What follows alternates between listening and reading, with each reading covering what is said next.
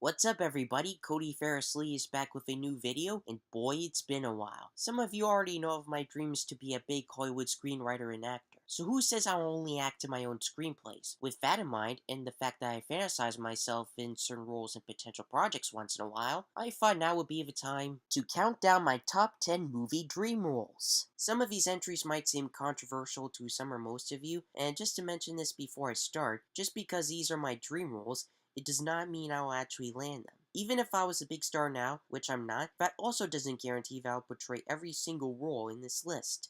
So don't take this the wrong way. Also, this is not a Watch Mojo-esque video. Sorry. Of course I fantasize myself in more than 10 potential movie roles, so before I begin, here are some quick honorable mentions. One certain role coming to mind is a hero in Disney's The Stuff of Legend adaptation. What's that?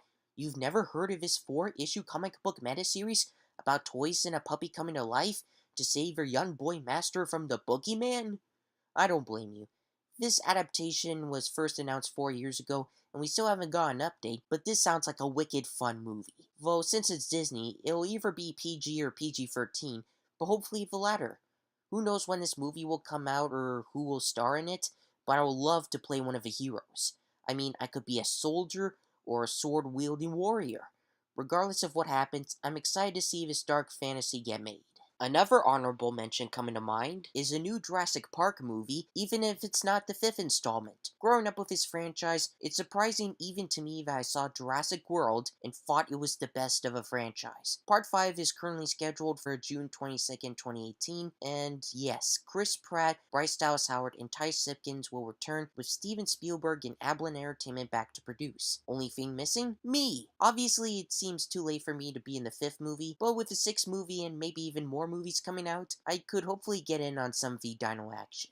One last quick ideal role to bring up is the Haunted Mansion remake. The original HM movie based on the Disney theme park ride was a good movie, but apparently it's not that great because they made it into a comedy starring box office poison himself, Eddie Murphy, hence the negative reviews and the so-so box office returns. However, Guillermo del Toro is writing and producing a PG-13 remake with no comedy. Okay, sure, give it some funny bits, but don't make it that big of a comedy. This was first announced 6 years ago, but Ryan Gosling has been attached to play a character who may be the Hatbox Ghost from the attraction. Maybe I could play one of the heroes or one of a friendly ghost. As long as the character I will be playing doesn't deal with spiders, then I'm good. And now let's get to the top 10. These dream roles and unannounced projects in upcoming movies are not only ranked by interest based on source material and how much I liked a certain movie, but I've also ranked these entries based on the likeliness of me portraying these characters. Say the bottom might be the most likely role to land, whereas my top pick is the most unlikely. Once we get there, you will see and understand why it would be impossible to land such a part. Number 10 is a superhero in Sony's upcoming Valiant Comics cinematic universe. I don't know what superhero I will be or when exactly these movies are coming out, but Sony has a 5-movie deal to bring some Valiant's characters to life, including 2 Bloodshot movies, 2 Harbinger movies, and a Harbinger Wars movie. The possibilities and suggestions are endless, with a lot of superpowered heroes coming to life. All I need is an update from Columbia and a lot of research on these characters and stories, and of course, the whole freaking Valiant universe. If you have never heard of any of the Valiant heroes, and are thinking right now that's just Bloodshot and Harbinger, there's definitely more. Other heroes Sony could bring to life include Archer and Armstrong, Eternal Warrior, Hardcorps, Ninjak, Shadow Man, the list goes on. So for all I know, I could be anybody.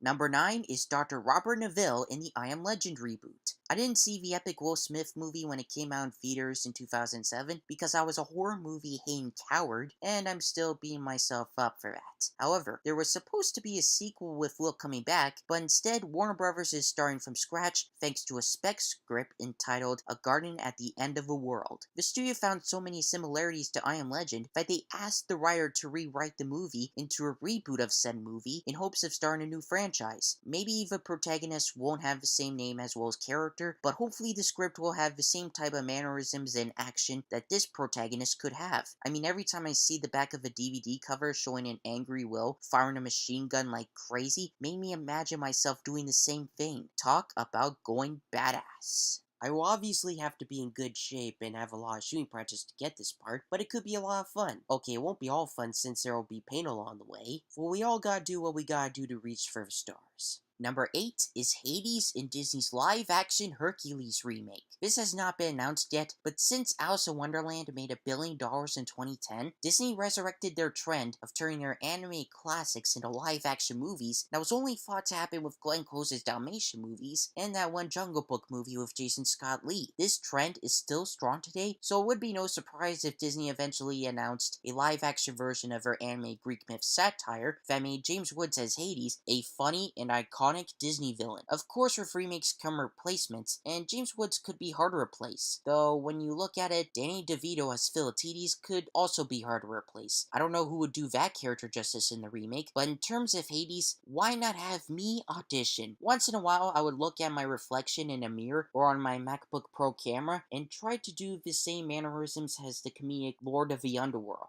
They're probably not that good, but at least that kind of shows I practice my acting chops. Other than the acting, I can imagine that to also have this role, I would have to shave off my head. After that, Disney would probably put a plastic or cardboard blue flame on my head so that it can be motion captured or animated during post-production, and in terms of a blue skin, like I said, motion capture or post-production animation. While many entries on this list would require me to be fit and in great shape, this part doesn't necessarily need fitness when you look at Hades. Memo to Disney, please don't greenlight this project until I'm in the big leagues. Number 7 is Jack Skellington in a live-action Nightmare Before Christmas trilogy. Okay, before anybody gets mad at me for suggesting anything like this, hear me out. Don't worry, a live-action NBC remake is not happening at the moment. But why can't I pitch that idea to Disney and Tim Burton? I know Disney remaking anime movies into live-action is for movies from the Walt Disney Animation Studios canon, but why not venture outside of that and into an iconic stop-motion feature film? I would write the screenplay, Tim Burton would be the creative consultant, and I would portray Jack Skellington. Also, why just do one movie? As crazy as this sounds, I have some ideas as to how I can make this remake longer and what stories I could write for the 2 sequels, because we all want to see what the towns of Valentine's Day, St. Patrick's Day, Easter, Independence Day, and Thanksgiving are like.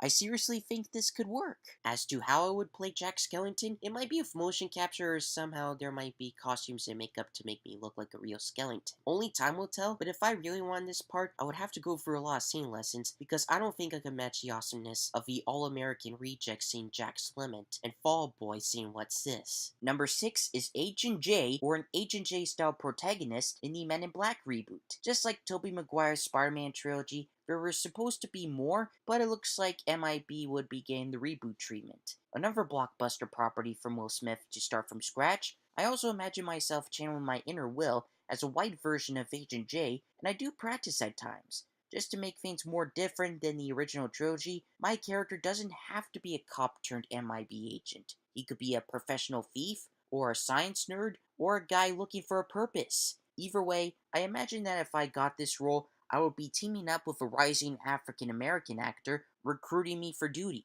My partner could be played by Michael B. Jordan or Jesse Usher from Independence Day Resurgence. Whatever happens, if I become a part of this, it'll be a lot of fun. Also, there are plans for a crossover with the Jump Street movies called MIB 23, but to be honest, it's not a good idea. If it is getting made, I'll give it the benefit of the doubt, but here's the thing. Men in Black is a PG-13 sort of family-friendly type of trilogy, and the 2 Jump Street movies are an R-rated action comedy 2-part franchise. Doesn't sound right for a crossover, does it? I like Jump Street, but I love MIB more, especially since it's one of the franchises I grew up with. Though Jonah Hill recently said that the crossover might not happen after all, now I'm already starting to feel relieved. Seriously, just make 23 Jump Street and give Men in Black an epic reboot with no Jump Street whatsoever. Number 5 is a new character or villain in a Goosebumps sequel. Yes, a sequel to last fall's family-friendly horror comedy is officially confirmed, but still no word on who will return and what the story will be about. Well, since the first movie allegedly had every single Goosebumps creature in it, why not take these characters original to the film to Horrorland based on the spin-off novels? It could also be an original story or have elements of those HL novels adapted into film. Only time will tell, but since going to Horrorland Band is a good bet for the sequel's premise. I could be anybody. I could be in a love triangle between Zack and Hannah. I could be a long-lost son or nephew to Jack Black's R.L. Stine, unaware of my existence. Or I can be an epic David Bowie-like villain who brings Slappy back to life and serves him as his master. These are a lot of fun ideas for a follow-up, so if a Sony executive is watching this video, please keep all this in mind. And if I won't be in this sequel, why not the next? Dylan Minnette took what could have been my role as Zach Cooper, so hopefully something GB related will happen to me someday. Number 4 is any new SpongeBob movie. You should all know by now that SpongeBob is a big part of my childhood, and it's still my all-time favorite TV show. A third SpongeBob movie is currently scheduled for February 8th, 2019, in time for the show's 20th anniversary. Though forget about guest starring in an episode, why not be a main character in a movie? Not saying there will be more SpongeBob movies after this one, but never say never. I have great spin-off ideas that Paramount and Nickelodeon should consider taking to heart. Like, there should be a couple of live-action Mermaid Man and Barnacle Boy movies with casting ideas including Henry Cavill as Mermaid Man and Tom Holland as Barnacle Boy. Or how about a Patchy and Potty movie where the duo finally meet their biggest hero, SpongeBob SquarePants? A lot can happen for a franchise almost 2 decades old, so let's just wait and see. But it would be nice if SpongeBob and his friends came back to the live-action world and spend a majority of their next movie there, unlike the last movie. Sponge out of water. Number 3 is Avatar sequels. Anybody asks? Yes, there are still follow-ups to be made of the highest grossing movie of all time, yet this is also my all-time favorite sci-fi flick. So why wouldn't I put any of these sequels on this list? Though it seems too late to be in Avatar 2, which is supposed to come out in December 2018. That would be followed by Avatar 3 in December 2020, Avatar 4 in December 2022, and Avatar 5 in December 2023. I could end up as a hero, a Na'vi, or a villain. Either way, I would love to enter the world of Pandora. Despite being a critical and huge financial success, people these days say Avatar is overrated and that it was a hit simply because of the 3D and the visual effects. I call shenanigans on all of you. Number 2 is a new Pirates of the Caribbean character, or Captain Jack Sparrow in a POTC reboot. The 5th movie, subtitled Dan Man Tell No Tales, is finally happening and is coming out May 26. It'll feature the return of Will Turner with his son all grown up, and played by Brenton Thwaites. God, if only I had gotten in the big leagues long ago, it could have been me as the son of Will Turner. But that doesn't mean I still can't be a new character for Part 6 or beyond. I could be the never heard of son of Jack Sparrow, or if they were getting a reboot, I could play a teenager young adult version of Jack based on the spin-off novels. If it's the latter, then there shall be a great origin story to tell. If you're not interested in the 5th movie because you all hate the previous sequels, keep an open mind because this may bring the franchise back to glory, kind of like how the stupid Fast and Furious franchise had the first 4 movies released to mixed to negative reviews, whereas the 5th movie got a certified fresh rating on Rotten Tomatoes and succeed onwards. Fingers crossed. Well, this is the moment you've all been waiting for. My numero uno fantasy role out there in the open for all of you to know. And my number 1 movie dream role is Morbius the Living Vampire. I have fantasized with this idea for a little over 2 years now. Since a while before The Amazing Spider-Man 2 came out, I imagined myself playing this creepy Spidey villain fighting against or alongside Andrew Garfield's Spider-Man because his Spidey movies were supposed to be a cinematic universe, with upcoming movies including The Sinister Six, Venom, an untitled female superhero movie, and of course, The Amazing Spider-Man 3 and 4. So why not give Morbius his own movie as an anti-hero, and maybe even give him his own franchise while crossing over with Spider-Man, Venom, etc. Apparently all of that is no longer happening, because most critics and moviegoers dislike The Amazing Spider-Man 2 and the fact that it's the lowest grossing Spider-Man movie domestically and worldwide. All those potential sequels and spin-offs got canned, all while AG's franchise ended with a lot of unanswered questions and foreshadowed cliffhangers. But let's look at this another way. Once the Marvel Cinematic Universe is done with Spidey, he can be rebooted yet again with full rights going back to Sony, so there can be a proper Spider-Man cinematic universe. I don't know if the MCU will ever end, whether it's after the 4th Avengers movie, or if it's true that those movies will keep going up to 2028, as Kevin Feige once said, but while I'm still young, the MCU has got to end at some point so Sony can start fresh without Marvel's help.